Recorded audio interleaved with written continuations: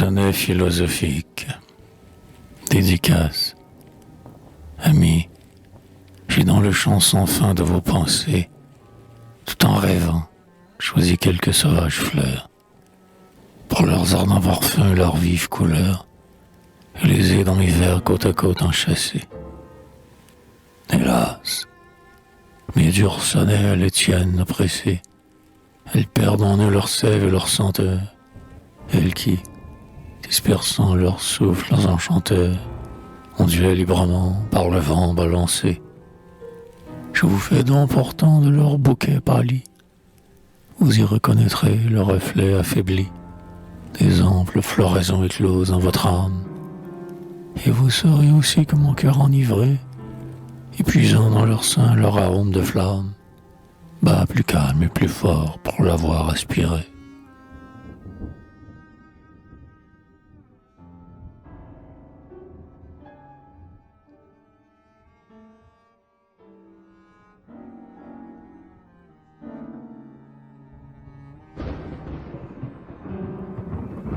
Le temps, saisi du vain regret des grands songes antiques, parfois nous repeuplant nos olymmes déserts, erreur des aïeux morts hantant nos cœurs mystiques. Le temps, dernier des dieux, chancelle au sein des airs. L'atome, obéissant aux forces despotiques, dans l'abîme infini n'a point d'âge d'hiver. L'horloge suspendue aux éternels portiques marque une heure immuable à l'immense univers. Le passé, l'avenir, inconstantes chimères, troublent par leurs aspects des êtres éphémères qui naquirent hier et périront demain. Quel sens seraient ces mots pour la matière sombre qui, soumise à jamais au changement sans nombre, n'a point eu d'origine et n'aura point de fin.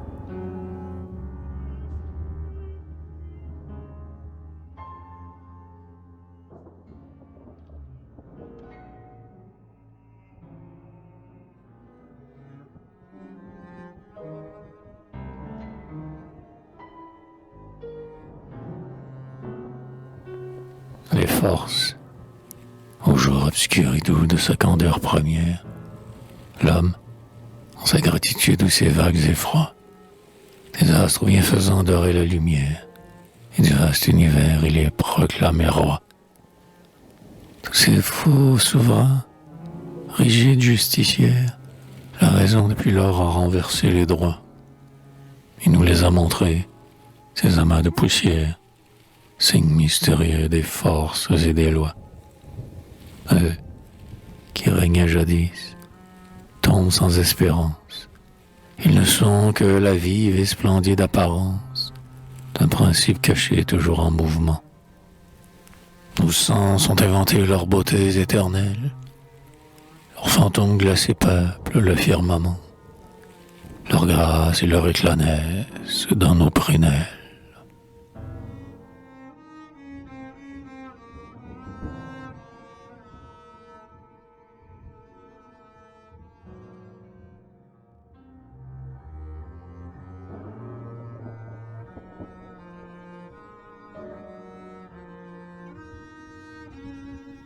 La vie, quand nous tournons les yeux vers les débuts du monde, songeons aux êtres vils qui peuplèrent les eaux, nous disons, Dieu frappa plus d'une race immonde, puis il fit naître l'homme après les grands oiseaux.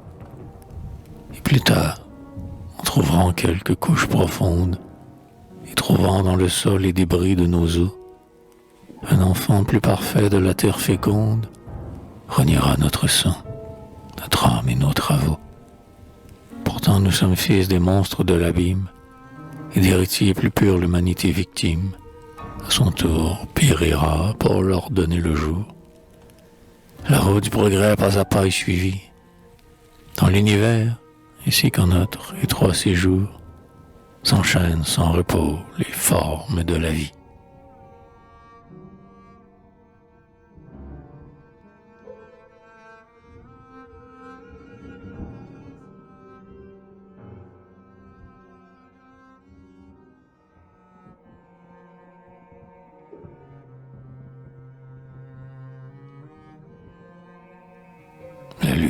d'existence. La loi, l'unique loi, farouche, inexorable, qui régit tout progrès, c'est la loi du plus fort. L'être imparfait périt, marâtre, impitoyable. La nature l'écrase et poursuit son effort. Partout est engagé le combat redoutable. À l'heure harmonieuse où la terre s'endort, il rend la nuit sinistre et l'ombre épouvantable. Tout brin d'herbe est un champ de carnage et de mort. L'angoisse de la faim, qui toujours hurle et gronde, est le ressort puissant jouant au cœur du monde. Celui qui dévore est l'élu du destin. L'esprit même naquit des brutales entrailles, et la rivalité du repas incertain fait surgir l'avenir en de sombres batailles.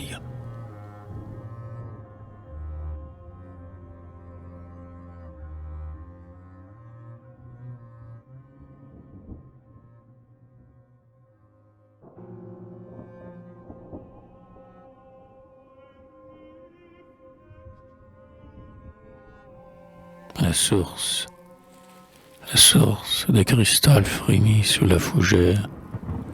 La voici qui murmure et court sur les cailloux. Tout enfant, autrefois, dans sa nappe légère, nous avons en rien miré nos fronts si doux. Aussi n'est-elle point nos cœurs étrangères. Nous lui disons tout bas, te souviens-tu de nous? Quoi? Ne savons-nous pas que l'on est passagère? Sans cesse un flot s'enfuit devant un flot jaloux.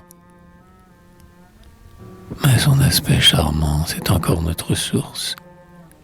Mais, changeant toujours en sa rapide course, peut-elle être aujourd'hui ce qu'elle fut hier? Et notre âme, elle aussi, se transforme à tout âge. Qu'est-ce donc après tout que notre moi si fier? Rien qu'un vain souvenir dans une frêle image.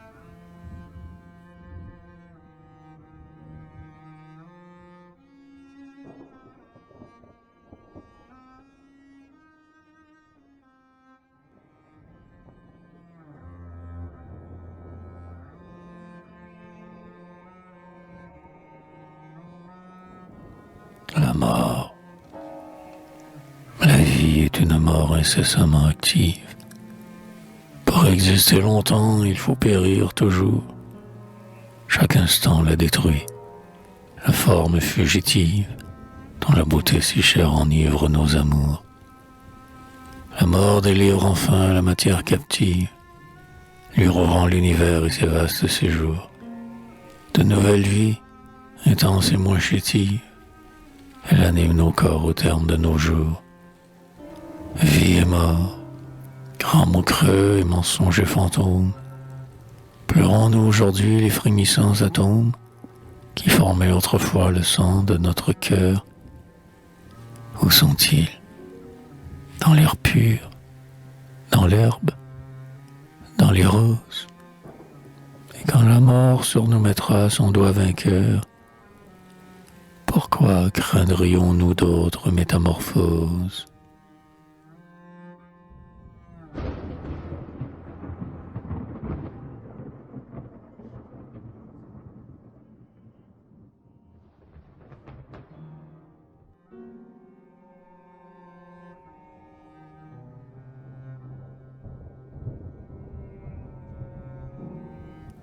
Dieu. L'homme a dit, le Seigneur m'a fait à son image. Âme, insecte orgueilleux, cesse de blasphémer. De tes sens imparfaits reconnais l'esclavage. Concevrait-il celui qui les a pu former? Ce Dieu que, d'après toi, je renie j'outrage, ne le fonces-tu point quand tu prétends l'aimer? Tu lui prêtes ton cœur, tes haines, ton langage, et de tes passions tu le veux animer. Moi, devant sa grandeur, je m'incline en silence. Lorsque son soleil d'or sur mon front se balance, j'admire le rayon dont la splendeur à lui. Car le soleil est fait de poudre et me ressemble. Mais Dieu, qu'il règne ou non, Que saurais-je de lui? Et qui de nous l'insulte, ô chrétiens, que t'en semble?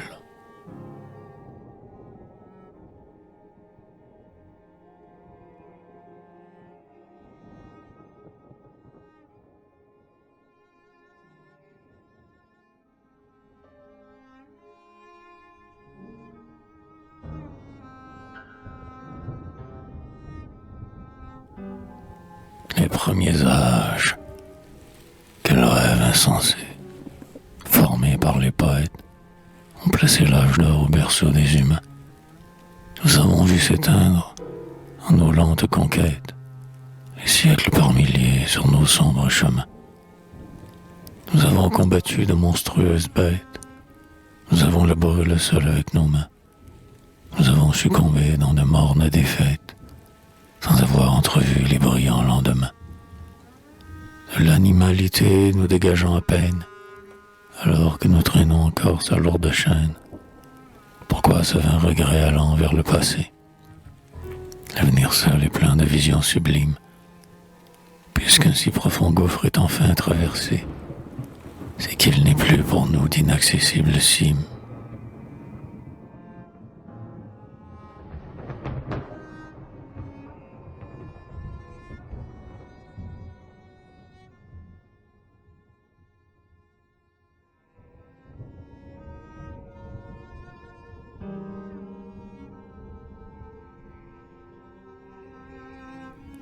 Les sentiments, la France, traversant des tragiques journées, vit placer la raison sur les divins autels, portant la froide reine aux foules prosternées, ne saurait imposer des décrets immortels. Son règne achèverait soudain nos destinées. Contre le sphinx obscur nous cesserions nos duels, quittant leurs vains espoirs, nos âmes résignées ne s'élanceraient plus vers de merveilleux ciels, car nous marchons guidés par un sublime rêve qui, flottant à nos yeux reculant sans trêve, se transforme toujours, mais sans pâlir jamais. Et les sentiments seuls, en nous prêtant des armes, nous mènent à l'assaut de tous les hauts sommets. Pour conquérir les cœurs, Jésus versa des larmes.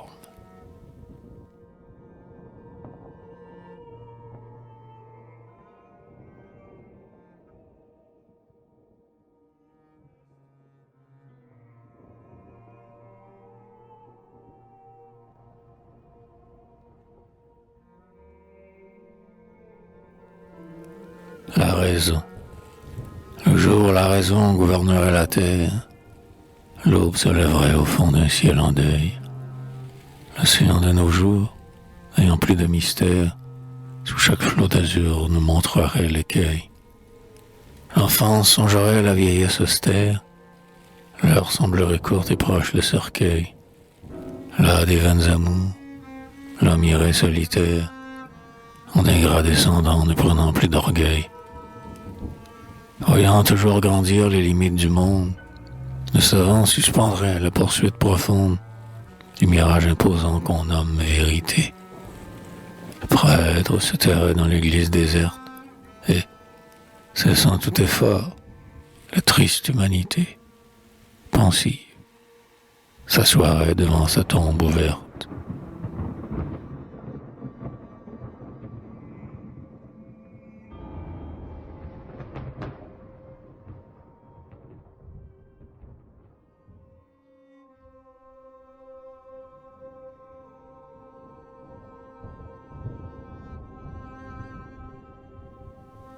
L'idéal, féconde illusion que le penseur méprise, indestructible espoir d'un bonheur inconnu, une fausse sagesse en vain veut qu'on te brise, dans le fond de nos cœurs tu fleuris, ingénu.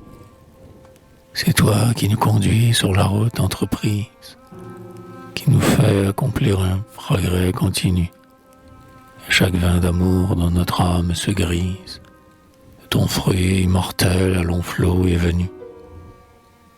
Par toi, dont le pouvoir les inspire et les fonde, 1000 religions consolaient le monde, Les martyrs ont chanté, voyant le ciel ouvert.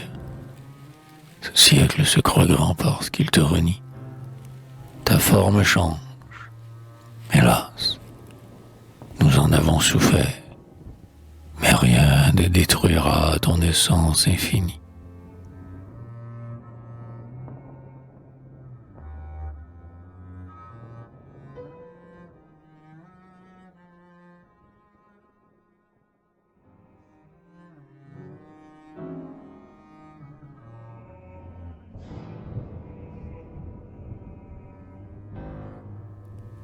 Le caractère.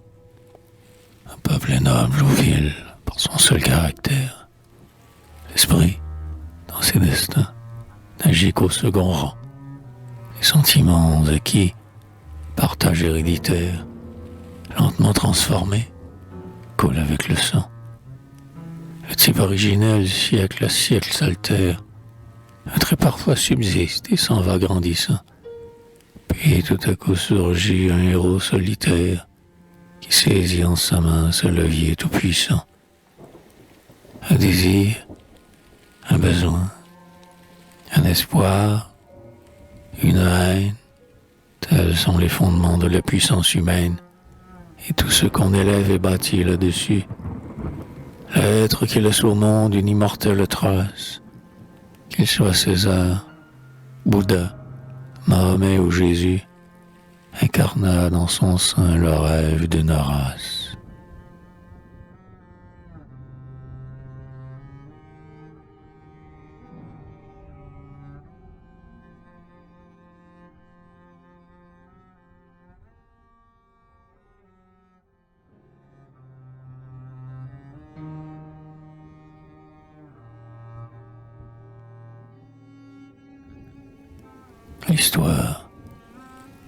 Histoire, je n'ai plus cette muse élégante qui soumettait Dieu même à des décrets hautains et qui nous le montrait d'une plume fringante, balançant le succès des combats incertains.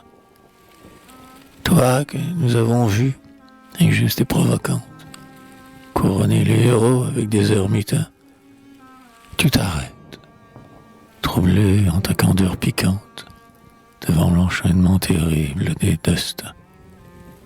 Aujourd'hui de pressant ta rue des nobles tâches, l'immense drame humain se poursuit sans relâche. Sur chaque événement il pèse tout entier. Lève-toi donc, déesse, et de tes orteils roses, foulant les durs cailloux d'un arbre et long sentier, remonte lentement vers les lointaines causes.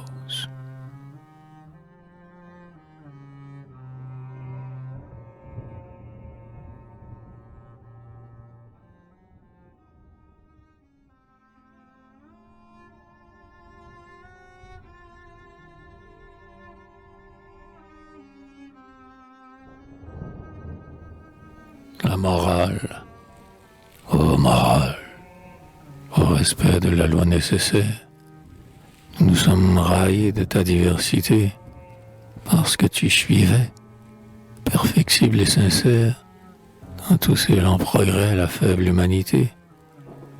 Pour t'avoir vu ainsi varié sur la terre, notre esprit contre toi souvent s'est révolté. Mère des foyers purs, ô reine salutaire, qui nous donne la force et la félicité. Viens poser sur nos fronts ton joug doux et paisible.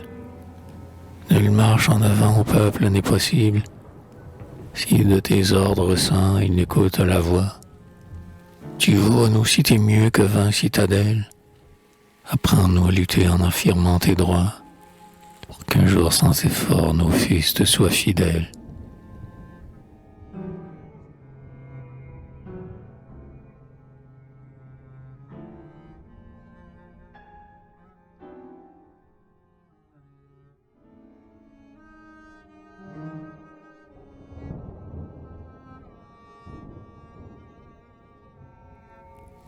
La voix des morts, morts qui dormaient, couchés dans nos blancs cimetières. Parfois, en relisant tous vos noms oubliés, je songe que nos cœurs à vos froides poussières, par des fils infinis puissants sont liés. Muets, Vous dirigez nos volontés altières. Par vos désirs éteints, nos désirs sont pliés. Vos âmes dans nos seins revivent tout entières. En nous vos longs espoirs vibrent, multipliés. Bien que nous franchissions une sphère plus haute, vos antiques erreurs nous induisent en faute, nous aveuglant encore malgré tous nos flambeaux. Car le passé de l'homme en son présent subsiste, et la profonde voix qui monte des tombeaux dicte un ordre implacable auquel nul ne résiste.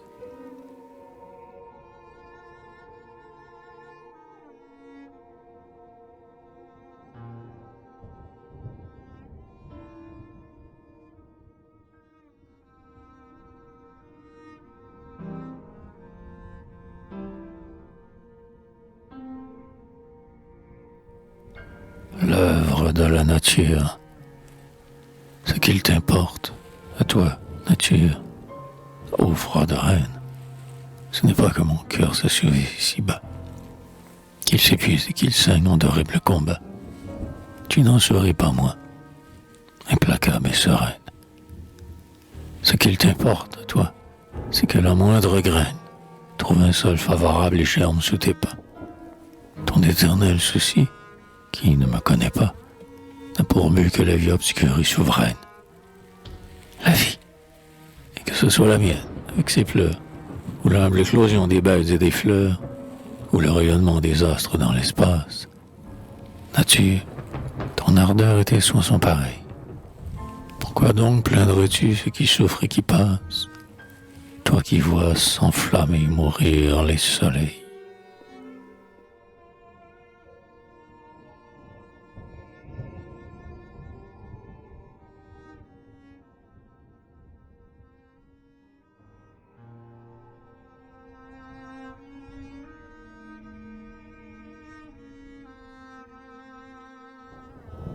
Les races de l'avenir, puisque nous sommes vieux, très vieux, et que nos veines roulent un sang troublé par d'antiques douleurs, puisque nos enfants, héritiers de nos pleurs, naîtront pour s'hériter en des angoisses vaines.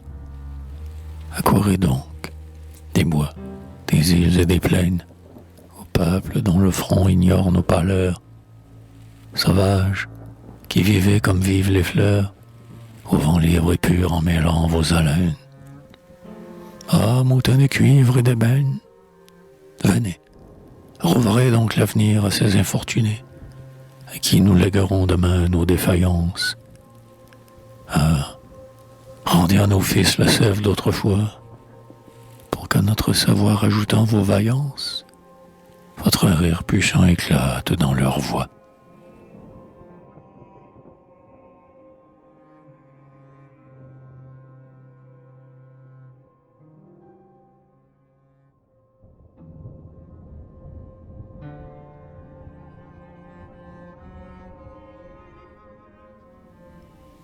Les pyramides.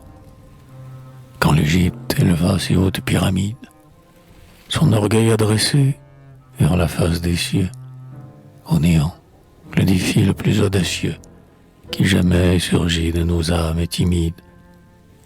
Quand seront condensés les éléments humides sur notre globe éteint, froid et silencieux, ces monuments hardis d'un rêve spécieux survivront seuls, debout dans les déserts humides.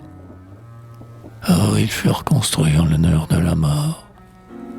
C'est un suprême instinct qui dicta cet effort.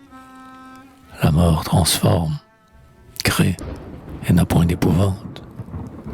Chaque temple verra s'obscurcir son flambeau, car tous les dieux mourront, la mort seule est vivante, et ce qui doit rester sur terre est un tombeau.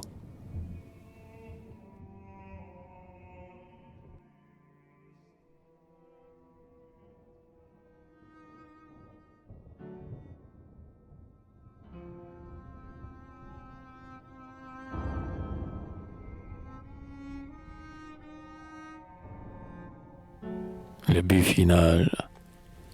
Pour qui travaillons-nous? Ouvriers sans salaire? Ah, le savoir au moins, ce serait bon. Pourtant, le but, quel qu'il soit, rendrait enfin content le cœur humain, gonflé d'espoir et de colère. Si tout n'est pas perdu de l'œuvre séculaire, nous lutterons encore, jour à jour, en chantant, pour porter jusqu'aux cieux l'édifice éclatant du progrès éternel que le temps accélère. Hélas, le besoin vil d'apaiser notre faim, la lutte pour la vie est la suprême fin, vers qui tend tout l'effort de nos âmes hautaines. L'esprit subtil y va par des chemins divers, et, malgré la fierté des visions lointaines, nos douleurs sont sans fruit pour l'immense univers.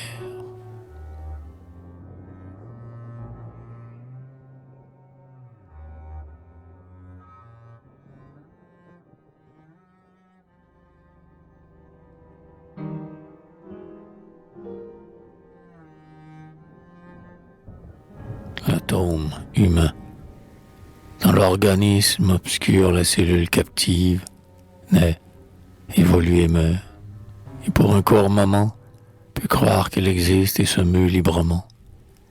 Quand la force, en ces jeux universels, active, inerte esclave aussi, notre terre chétive, d'un tout mystérieux parcelle en mouvement, se proclame jadis centre du firmament, nommant éternité son heure fugitive. Et l'être humain, soumis à l'ordre illimité, seul veut sauver encore sa personnalité. Mais de l'astre l'atome à nos yeux tout s'enchaîne. Il s'efface, le rêve à notre orgueil trop doux. Entre le berceau frêle et la tombe prochaine, l'éclair de notre vie, âme, n'est point à nous.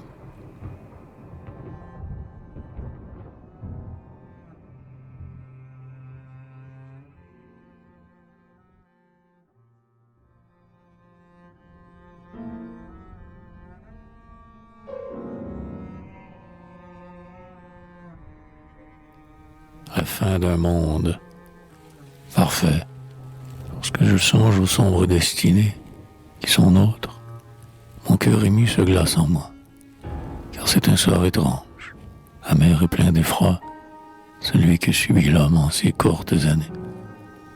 Vers un but inconnu, ses forces détournées n'obéissent jamais un instant sa loi.